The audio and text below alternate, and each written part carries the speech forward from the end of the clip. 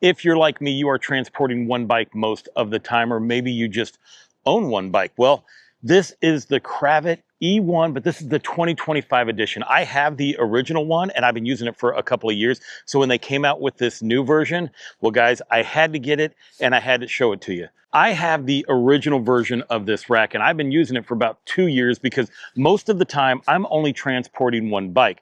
Well, when I saw the 2025 edition and the new features that came with it, I had to get it. When it came to the original E1 rack, well, the main thing that we wanted it to do was to fold up. And now the 2025 version does it. Here, let me show you. By removing this cotter pin and bolt, you can now lift up your rack so that it takes up less room. This rack only weighs 41.7 pounds. And because it has a ramp here on the bottom, well, you can set it down on top of it whenever you're storing it. When you look at the overall size, it is 68.6 inches long and 32.6 inches wide. You have 7 inches from the pin to the bracket. When folded, you have 8.5 inches of space. A major improvement for the 2025 version is the fact that they lowered this cradle area here. Now it'll still fit tires that are 5 inches wide all the way down to 2.5 inches wide, but now it makes it so much easier so that your brake rotor won't get caught into the cradle. Let me show you how to install the hitch to your car. You're just going to put the key in, unlock it, and it comes right off. You have a lock washer and a flat washer. You are also going to have a 15 by 16 inch socket wrench. The way I put it on the car is I leave it extended and I just slide it in. I did make a line on this so I know exactly how far to go. I suggest you guys do the same. Use a marker, make yourself a line once it gets aligned, and then you'll always be able to match it up perfectly. Another way is to have the rack in the up position. You're just going to slide it right on in. Make sure your locking washer is always the first part that goes in. We're going to push it in, and then we're just going to start tightening the bolt. If you need to make any adjustments, you can shake it back and forth until it fits in, and you can start to hand tighten it. Grab your socket set and start tightening it up. This rack has an anti-wobble system on it, and as we are tightening the bolt, what it's actually doing, it is moving the hitch and pushing it over next to the receiver, making it very tight so that it won't wobble around. After that, throw your lock on there, make sure your little lid's closed, and we are ready to load the bike. First, let's remove these straps. And this moves back and forth.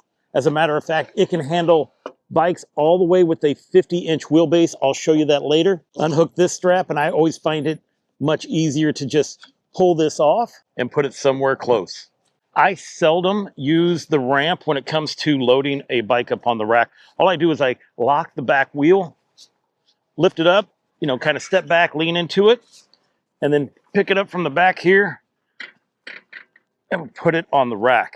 At that point, we're going to lift up our connecting rod, slide on your connector piece, tighten it down where you want it, and now you can just secure it to the seat post. We are then going to slide this rear tire lock down next to the back tire, lock that down, and now we can slide our ratchet strap through. We will then move on to the front, run your ratchet strap, and just connect it right there. Kravit also provides you with these small ratchet straps, which you can use to secure your tires down as a double layer of protection. Let me show you how to load up a bike by using the ramp. Now, when you put this rack together, you inserted a cotter pin down here with a locking feature right there, that handle, which holds in your ramp. So we're just gonna pull that out. You're gonna take these two tabs and put it in the slots. And this is what it should look like. Do the same steps as before by unhooking all the ratchet straps, removing that from there, finding a place to put it. And now we're just going to roll your front tire up, make sure your back tire is aligned as well, and just roll it right onto the rack. Super easy. Grab your mounting bar. I always do this part here first. Attach your connecting arm. Oftentimes I'll just connect it up here, then tighten it down. And rear ratchet straps. Connect the front. Reinstall your ramp. Put your locking pin back in. And you are ready to head down the road. But let me show you something about this ramp. Because it does have a locking pin that connects to it when riding, it's going to bounce around some and it makes noise. So what I normally do is I just remove the ramp and throw it in my car. Before I was introduced to Cravat racks, I had a Hollywood rack, and that rack had a hook on it. So you would have to hook it to your frame. And I noticed that after a while, when you were traveling, everything moves. It doesn't matter what kind of bike rack that you have, but it would start to like haze or mar up the frame. Because this hooks to your seat post, well, it doesn't do that. Also with my Hollywood rack, if I had a step-through bike, I had to purchase this additional bracket that would go up here so that I could hook into it with the Hollywood rack. Well, with the Cravat rack, it's going to connect to the seat post right here so that you don't have to buy any additional parts, or heaven forbid you forget it and leave it at home. Everything that you need to carry almost any kind of bike is going to be attached to this rack right here. I'm going to grab a step-through bike and I'm going to show you what I mean. Now here we are with a step-through bike. This is the Hovsco Hovcart. It is a 20 by 3-inch tire, so they fit right in there. And as you can see, I haven't connected to the seat post, but this thing is pretty modular, and that means that I'm not limited to just it being connected to the seat post. I can also connect it to the basket or anywhere else on this bike. Even if it is pushed out a little bit this way or that way, it's not going anywhere. But what if you have a moped-style e-bike? Well, this rack can handle all different kinds of shapes and forms of bikes.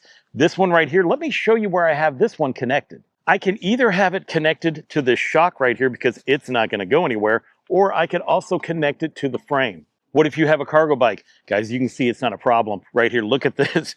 This is the longest cargo bike that I have, and it fits no problem.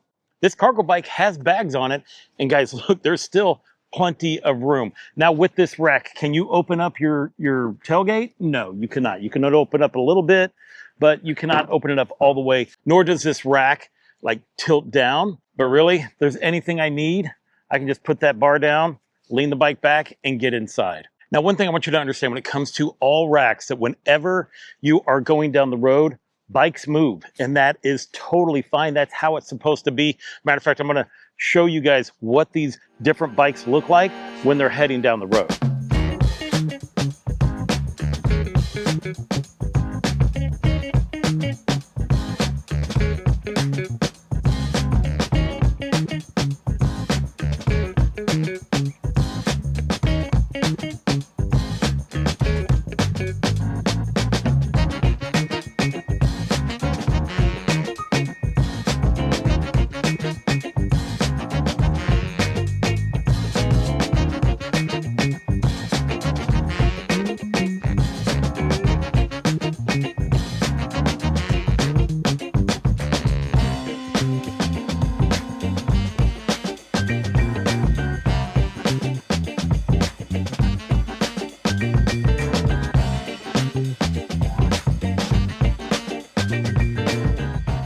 So look, if you're interested in a bike rack that can hold a 100-pound bike, can lift up, has a ramp, and only weighs 41 pounds, plus can hold any style of bike, then the Cravat Cyber Rack E1 2025 edition might be the one for you.